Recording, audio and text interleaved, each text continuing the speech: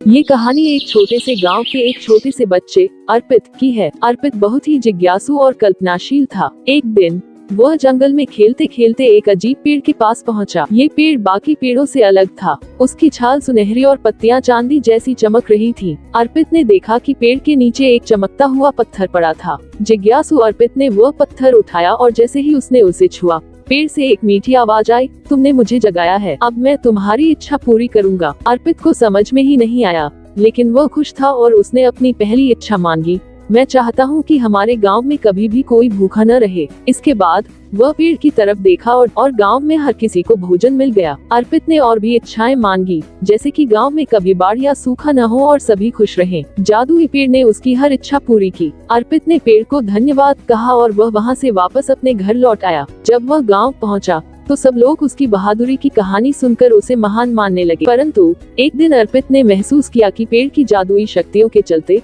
लोग अब अपनी समस्याओं का समाधान खुद करने की कोशिश नहीं कर रहे थे। उन्हें अब किसी भी तरह की मदद नहीं चाहिए थी।